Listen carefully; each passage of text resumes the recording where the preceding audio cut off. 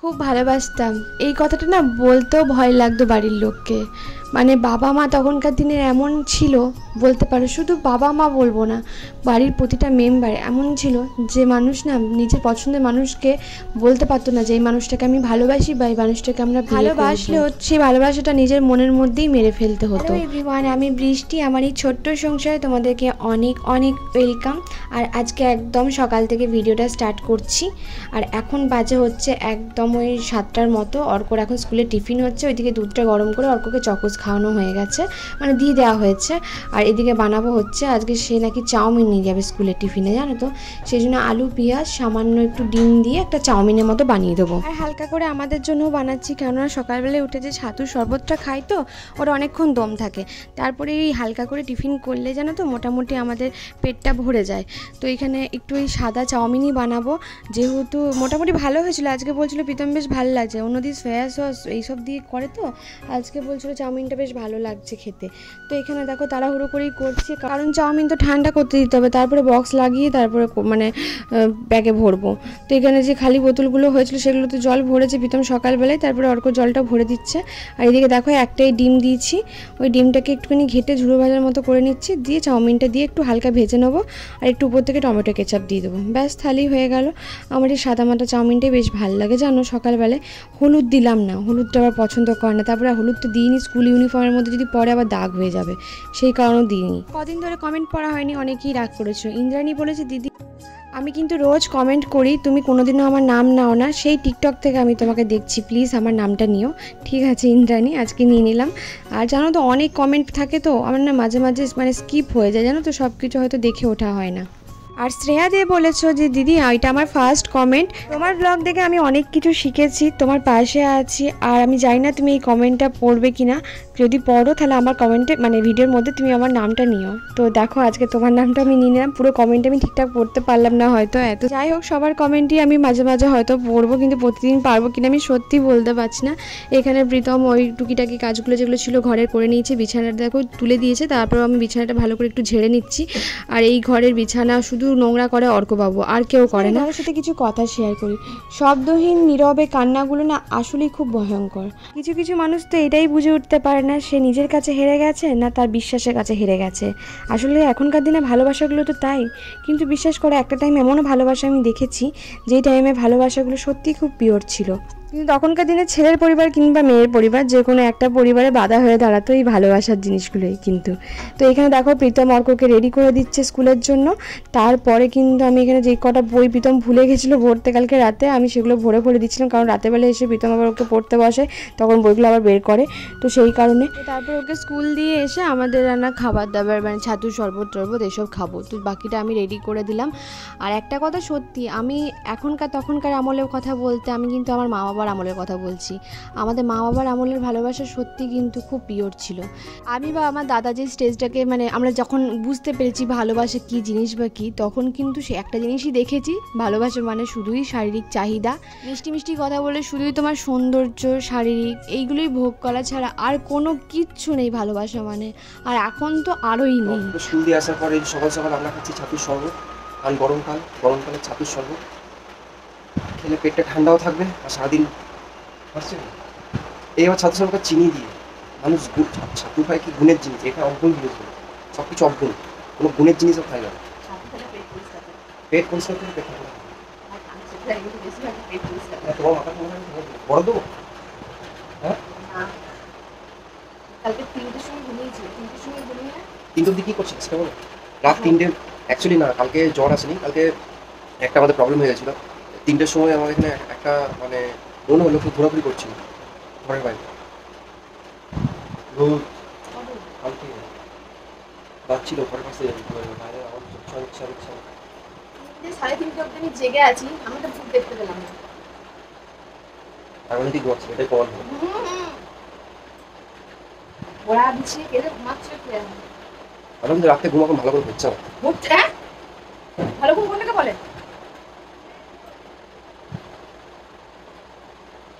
ঘুমের প্রচন্ড এখন ডিস্টার্ব হচ্ছে, স্লিপ লাইনটা চেঞ্জ করতে হবে।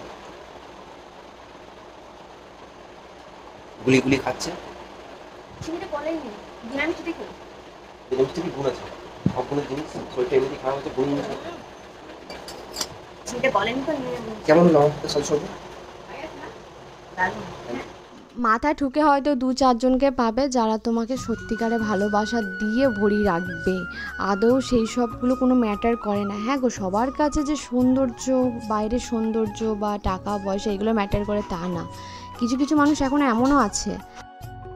আমার হাতটা এখন ঠিক হয়নি, এই যে হাতটা দেখাতে পারছি না, হাতে ধরে আছে। যে হাতে ধরে আছে সেই হাতে ভিডিও করছে। হাতটা একটু বাজে ভাবে কেটেছে, কিছু করতে পারছি না স্যার। ব্যান্ডেজ বললাম করি নিতে, করেনি তো কি করে যাবে, করে নিতে পারতো। ব্যান্ডেজ করাচ্ছি, হাতে জলগুলো ফুলে যাচ্ছে। ওই ব্যান্ডেজ করলে হবে না, ওই ব্যান্ডেজগুলো জল লেগে ফুলে যাচ্ছে। আমার যে করিস তো প্লাস্টিক বেঁধে দিয়েছিল না, আমরা কি কালো হয়ে গেছি দিনে? আমি তো বড় বলতাম। দিনে ভালো হয়ে গেছে না? আজকে জানো তো, আমি না সকাল থেকে কিচ্ছু কাজ বাগাতে পারিনি। তার একটাই কারণ হচ্ছে প্রীতম অফিস বেরিয়ে যাওয়ার পর ওই যে আমাদের লাইন গেল, আর ওই যে আমাদের গরম হাওয়া বইতে শুরু করলো, মানে ঝড়ের মতো কোথার থেকে টিন উড়ে উড়ে পড়ে যাচ্ছে, এমন ঝড়ের মতো আজকে হাওয়া দিয়েছে জানো। সামান্য আমি ছাদে জামা কাপড় তুলতে গেছি, তো দিদি তো ভয়ে বলছিল, মানে বাড়ির দিদি বলছে যে যেও না বৃষ্টি, মাথায় ফাথায় কিছু পড়ে যাবে, মানে প্রচুর ঝড়ের মতো হাওয়া দিয়েছিলো। তা দেখো পুরো ঘর নোংরা হয়ে গেছে। তো যেহেতু এখন মোটামুটি বাজে হচ্ছে 7টা, এই তো লাইনটা এলো, তো বাকি কাজগুলো করছি। দেখো বাসনগুলো আমি ধুতে পারিনি খেয়ে দে, মানে ধোবো কী করে, পুরো তো অন্ধকার হয়ে গেছিলো। আর এই যে জানলাটা খুলবো, সেই জানলাটাও খুলতে পারছিলাম না, এমন ঝড় দিচ্ছিলো বাইরে।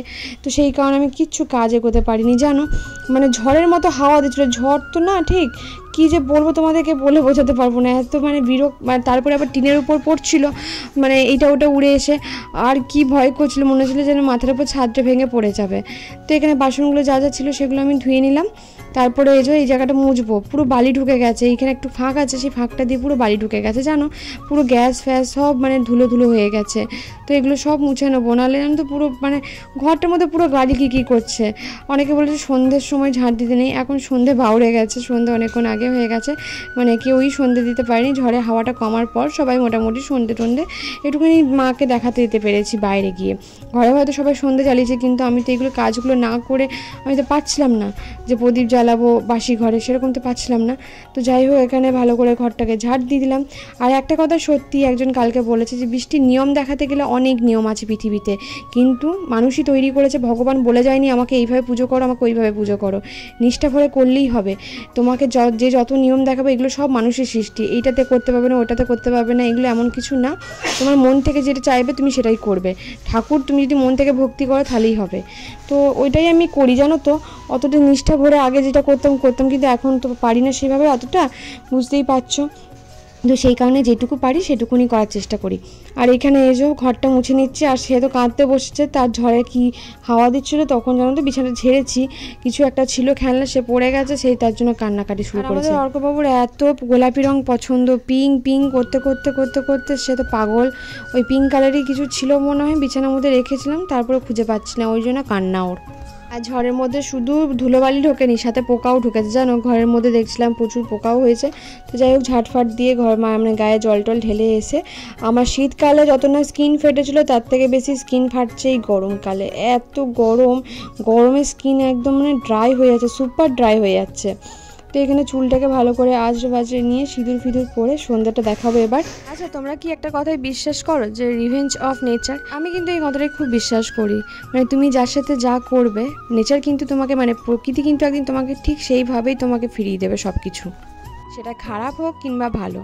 তো আমি এটাও জানি যে আমার সাথে যারা খারাপ করেছে তারাও কিন্তু সেটা ফেরত পাবে, আবার আমার সাথে যারা ভালো করেছে তারাও কিন্তু সেটা পাবে ফেরত। যদি এখানে আমার ব্যাপারটা বলছি না, আমি কিন্তু এখানে সবার ব্যাপারটাই বলছি। মানে আমিও যদি কারোর সাথে খারাপ কিছু করে থাকি তাহলে কিন্তু আমিও সেই জিনিসটাই ব্যাক পাবো। আমরা প্রতিটা মুহূর্ত চাই যে মানুষ খারাপ থাকুক, আমরা ভালো থাকি, এই জিনিসটা কিন্তু আমরা সবাই চাই। হ্যাঁ, ও খারাপ রয়েছে তো আমার কি তাতে, আমি তো ভালো আছি, ব্যাস।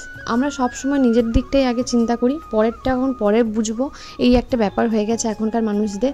কিন্তু আগে না সেই জিনিসটা ছিল না। আগে না তো অন্যের দুঃখে নিজেরাও কাঁদতাম, আমাদের দুঃখে অন্যেরা কাঁদতো, কিন্তু এখন ব্যাপারটা কিন্তু আলাদা।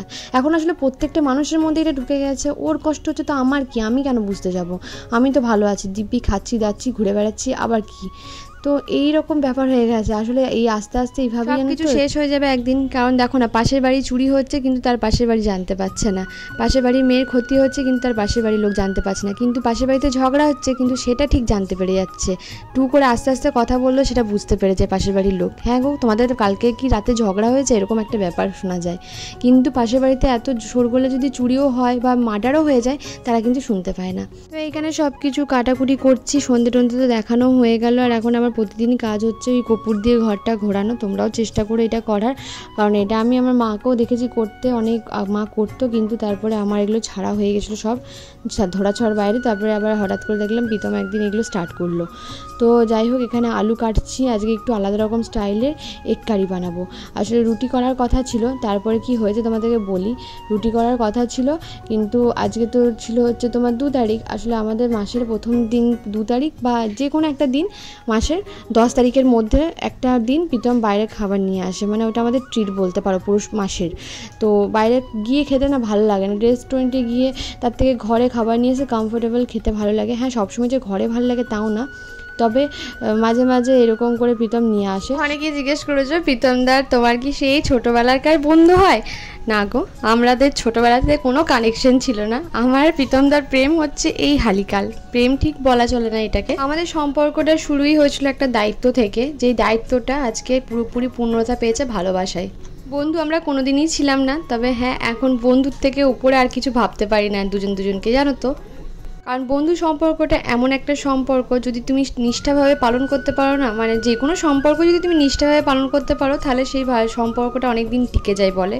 সেটার জন্য না, একটা ছেলের ঘাড়ে অনেক দায়িত্ব থাকে, মানে সব কিছুকে মেনটেন করে চলা, হ্যান ত্যান। হ্যাঁ গো, একটা মেয়ের ঘাড়ে যে সব কিছু দায়িত্ব থাকে তা না। তবে হ্যাঁ, আমি আগ বাড়িয়ে দায়িত্ব নিতে খুব ভালোবাসি, জানো তো। আগে খুব ভালোবাসতাম, এখন ভালোবাসি, তবে এখন একটুখানি কম পাকোমটা করি, কারণ এত লোকের কাছে এত রকমভাবে মানে কি বলবো বাস পেয়েছি, তো সেই কারণে আর নিজেকে আগ বাড়িয়ে কোনো কিছু দায়িত্বর মধ্যে ঢালতে যাই না। আর দায়িত্বটাকে না এড়িয়ে চলাটাই মানে চেষ্টা করি আমি সম্পূর্ণভাবে। তো এখানে আদা রসুন জিরে ধনে সব কিছু বেটে নিলাম, আর এদিকে কাঁচা পাকা লঙ্কাগুলোও বেটে নিয়েছি। এবার শিলটাকে ধুয়ে ভালো করে পরিষ্কার করে দিলাম। এবার না ডিমের যে কারিটা বানাবো সেটাকে মানে রেডি করছি। যদিও বা তোমরা আলুটা একদমই স্কিপ করতে পারো, এটা ডিমের দো পেঁয়াজা বলতে পারো। যদিও ডিমের দো পেঁয়াজাতে একটা আলাদা রকম মশলা পড়ে, সেই মশলাটা আমি দিচ্ছি না। তো এখানে ডিমটাকে দেখো গায়ে কাট লাগিয়ে দিচ্ছি। অবশ্যই গায়ে কাট লাগাবে, অনেক সময় ডিম ফোটে না, কিন্তু জানো তো যখন ব্লাস্ট করে না, তখন মানে আমার অনেকবার এরকম ইনসিডেন্ট হয়েছে, পুড়তে পুড়তে বেঁচেছি, মানে মারাত্মকভাবে তেলের উপর দিয়েছি আর বাস্ট করে গেছে ডিমটা। তো যাই হোক, এখানে ক্যাপসিকাম পেঁয়াজটাকে ভালো করে আমি মানে একটু নুন দিয়ে ভেজে নিলাম, হালকা করে একদম ভাজবো, মানে খুব কড়া করে না, জাস্ট একটা ব্লাঞ্চ করে নেওয়া এইটা। আর ডিমের গায়ে কাট লাগিয়ে নিয়েছি, ওইদিকে একটুখানি নুন হলুদ দিয়ে ডিমগুলো ভেজে নেবো, আর আলুটাও ভেজে তুলে নেবো। আমি না সত্যিই জানতাম না প্রীতম বিরিয়ানি আনবে, তাহলে আমি ডিমের এটা বানাতাম না। হ্যাঁ, কদিন ধরে ডিম খাওয়া হচ্ছে ঠিক কথা, কেননা ডিমগুলো না অনেক দিন হয়ে গেল, এবার খেয়ে না নিলে ডিমগুলো না ভালো রকমভাবে মানে অপচয় হয়ে যাবে, এইটুকু আমি জানি। তো সেই কারণে ডিমগুলো করে নিচ্ছি। আমরা যে টাইমটা ক্লাস 8-9টা পের করি না, ওই টাইমটা হচ্ছে জানো তো মানে আমাদের একটা উঠতি বয়স। আমি একটা কথা তোমাদের সাথে শেয়ার করছি, অনেকেই আমার ভিডিও দেখো, তো অনেকে ছোট বড় সবাই আছো ভিডিও দেখো, তো সেই কারণেই কথাটা শেয়ার করা। ক্লাস 8-9টা এমন একটা মানে ওই ক্লাস 8 থেকে যে শুরু হয়, মানে এখন তো অনেক ছোটোর থেকেই শুরু হয়ে যায়, তবে আমাদের সময় ক্লাস 8 থেকে যে ওই যে মনটা উড়ু উড়ু করতে শুরু করে, সেই সময় না দাবকে দিতে হয়, কেননা সেই সময় না সঠিক মানুষকে পাওয়া যায় না গো সবসময়, তখন ভুল মানুষের হাতটাই ধরা যায়। সেই সময়টা এমন সময়, সেই সময় মনে হবে বাবা মা নিজের নয়, কিন্তু পরের ছেলেটা কিন্তু নিজের, সে আমার ভালো চায়, আমার বাবা মা কিন্তু খুব খারাপ চায়, কিন্তু আদৌ কিন্তু সেটা না, ওটা একটা অভিজ্ঞতা দিয়ে বোঝা যায়। এই যে এখন দেখো, এখন আমি বাবা মা হয়েছি, এখন সেই তাদের জায়গায় বসে বুঝতে পারছি। আবার মানে একটা সময় আসে, যখন মেয়ে ছিলাম তখন একরকম ভাবনা চিন্তা ছিল, যখন মানে বিয়ে হলো তখন একরকম ভাবনা চিন্তা, এখন মা হয়েছি একরকম ভাবনা চিন্তা, আবার যখন আমার ছেলে অনেক বড় হবে তখন তার প্রতি আরেক রকম ভাবনা চিন্তা। আসলে ভাবনা চিন্তাগুলো সময় সাপেক্ষে। এখন তো মাঝে মাঝে না আগেকার কথাগুলো ভাবলে প্রচণ্ড হাসি পায়, যে আমি আবার এরকম ধরনের ভাবতাম, মানে কীরকম বোকা শোকা ছিলাম। যাই হোক, পেঁয়াজটাকে আমি একটু নুন দিয়ে দিয়েছি, আর কারি পাতা দিয়ে আজকে করছি, কারি পাতা ফোড়ন দিয়েছি, দেন পেঁয়াজটা দিলাম, নুন চিনি দিয়েছি এর মধ্যে, আর সাথে টমেটো দিচ্ছি। দেখো টমেটো দিয়ে হালকা করে গলিয়ে নেবো। হ্যাঁ, আজকে মোটামুটি একটু সাদা তেলও দিয়েছি আর সর্ষের তেল দিয়ে দুটো মিক্স করে রান্না করছি। আর এখানে দিয়ে দিলাম মশলা বাটাটা, আদা রসুন জিরে ধনে যেটা বেটেছিলাম, কাঁচা লঙ্কা সেটা দিয়ে দিলাম এর মধ্যে, সরি কাঁচা পাকা লঙ্কা, লাল লঙ্কা ছিল তো সেটা বেটেছিলাম। তো লঙ্কাগুলো একটুও ঝাল ছিল না, তাই তরকারিটা একটুও ঝাল হয়নি।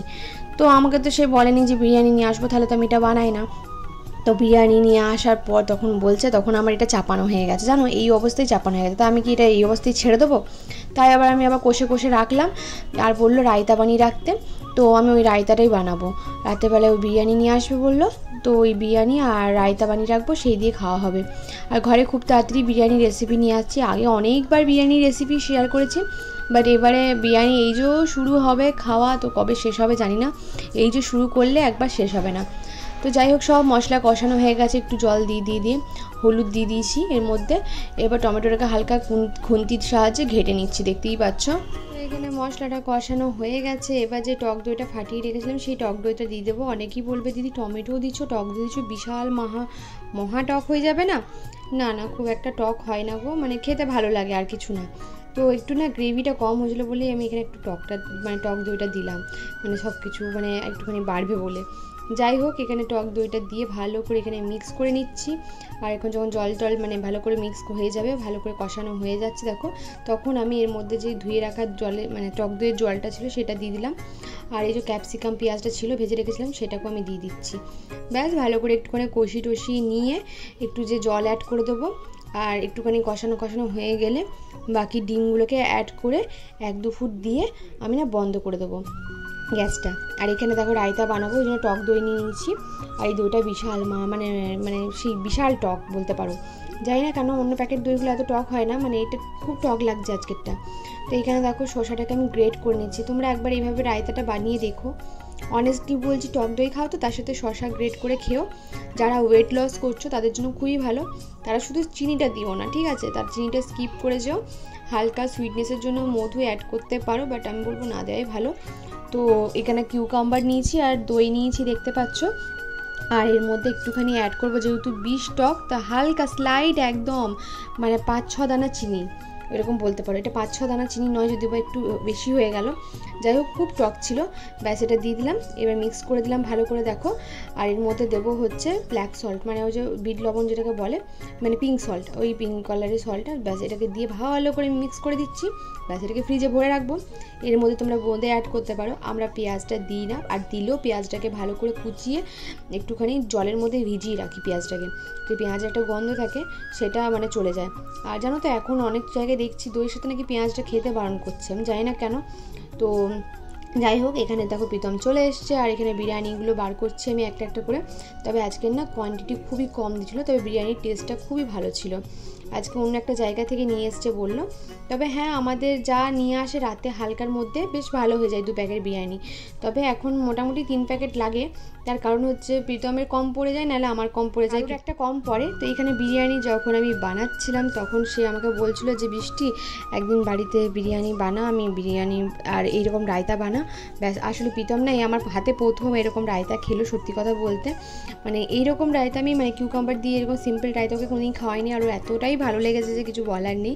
কিছুই না গো, সামান্য কটা জিনিস। হ্যাঁ, তোমরা যদি এর মধ্যে একটুখানি ভাজা জিরে, মানে জিরেটাকে একটু শুকনো খোলায় নেড়ে একটুখানি গুঁড়ো করে দিতে পারো, সেটাও দিতে পারো, ওটার আলাদা রকম একটা ফ্লেভার আসবে। তবে সিম্পলি আমি বানিয়েছিলাম, খেতে ভালো লাগছিলো। তো এখানে বিরিয়ানিটা দেখো মানে প্লেটে নিয়ে নিলাম। আর সে তো তার বাবা এলে একটুখানি এই যে কার্টুনগুলো একটু দেখতে হবে তাকে, মানে হয়তো ঠাকুরের বা জাঙ্গল বুক যে কোনো একটা দেখতে হবে, বা ডাইনোসরের কিছু একটা দেখতে হবে। ওই দেখতে দেখো কেমন খাচ্ছে, ফোনটাকে রেখেছে স্ট্যান্ডে। আর এখানে অর্ককে আমি রায়তাটা দিয়ে দিলাম। আর আমাদেরটা নিয়ে নিচে বসবো, কারণ 2টো চেয়ার, 3 জন মিলে তো একটা টেবিলের মধ্যে এভাবে বসা যাবে না। আর বিরিয়ানি নিয়ে এলে না একসঙ্গে মনে বসে খাই, সেইটার জন্য আমি আবার প্লেটটা নিয়ে নিচে চলে এলাম। আর তার নাকি এই পেঁয়াজে হবে না, সে আবার নাকি ওইদিকে দেখো পেঁয়াজটা ধুয়ে দিয়েছি, সে আবার পেঁয়াজটা কাটছে। তো এখানে আমি একটু নিয়ে নিলাম। আসলে সকালে না একসাথে খাওয়াটা ঠিক হয় না তো আমাদের সবাই মিলে 3 জনে, কারণ প্রীতম খেয়ে তাড়াতাড়ি অফিস চলে যায়, অর্ক ওইদিকে আসে, তারপরে খাওয়া দাওয়া হয়। তো সেই কারণে না একসাথে খাওয়া দাওয়াটা দাওয়াটা হয় না আমাদের। আর রাতের বেলায় যেন মনে হয় একসাথে বসেই খাই। তো এখানে দেখো আমরা দুজন খাচ্ছিলাম, সে আবার প্লেটটা নিয়ে এলো, কারণ তারও রায়তাটা খুব ভালো লেগেছে। মা এরকমভাবে আমাকে রায়তা বানিয়ে দেবে, আমাকে একদিন রুটি আর এরকম শশা দিয়ে রায়তা বানিয়ে দেবে। কি বলবো বলো, ভালোবাসা শুনেছিলাম, তবে এত ভক্তি আমি জানতাম না। এই ছেলেটাকে না দেখলে আর বুঝতে পারতাম না। অর্ক, অর্ক, অর্ক, স্কুলটা ছাড়িয়ে দেবো, চ স্কুলটা ছাড়িয়ে দেবো। এদিকে তাকান না, স্কুল ছাড়িয়ে দেবো। এদিকে তাকান না, স্কুলটা ছাড়িয়ে দেবো। হ্যালো, হ্যাঁ, স্কুল ছাড়িয়ে দেবো বলে ইয়ে, হ্যাঁ, ঘরে পড়তে বসছে না অদিত্য। আচ্ছা আচ্ছা ছাড়াবে। স্কুলের প্রতি এত টান জানতাম না, আমার স্কুলের প্রতি এত টান ছিল না। আমাদেরকে না যেতে বলি কান্নাকাটি, আমি যাবো না, স্কুল যাবো না, আমার ভালো লাগে না, মেরে মেরে পাঠাতো মা। এ তো রবিবারের দিনও স্কুল যেতে চায়। শনিবার রবিবার স্কুল খোলা থাকে বলেছে তো একটা ব্লগে। শনিবার স্কুল খোলা থাকে? কে খোলা থাকে? Good morning everyone. তো আজ হচ্ছে শুক্রবার, তো এখন সকাল বাজছে, এখন রান্না বসিয়েছি, ভাত বসিয়েছি, আর ডিমটা যেটা ছিল সেটা দিয়েই সকালটা খাওয়া হবে। আর আজকে যেহেতু প্রীতমের অফিসের ছুটি আছে, তো সেই কারণে মানে যে ছুটি নিয়েছে, তো সেই কারণে ছুটি নিয়েছে বলে একটা সপ্তাহে ছুটি পায়, তো সেটাই নিয়েছে। ওইদিকে পড়াতে বসেছে, ওই জন্য আমি এইদিকে এসেছি কথা বলতে, কারণ তো সব কিছু শুনতে পাবে না তোমরা, সেই কারণে। তো এখন ওই ভাত টাত খেয়ে একটু বেরোবো বাইরে ঘুরতে, কারণ আজকে আমাদের ঘুরতে যাওয়ারই দিন। আর দেখি তারপরে রাতে এসে কি রান্না করতে হয়। আপাতত যেটা আছে ডিমের ওইটা দিয়েই তো খেয়ে যাবো, কারণ আর সকাল থেকে হালকা করে টিফিন করা হয়েছে, ব্রেড ছিল ফ্রিজে, ওই সবই খাওয়া দাওয়া হয়েছে। তোমাদেরকে দেখাচ্ছি কি পড়াশোনার তোড়জোড় লেগেছে। পড়াশোনা করাচ্ছো? কত পড়াশোনা করছে ছেলেরা,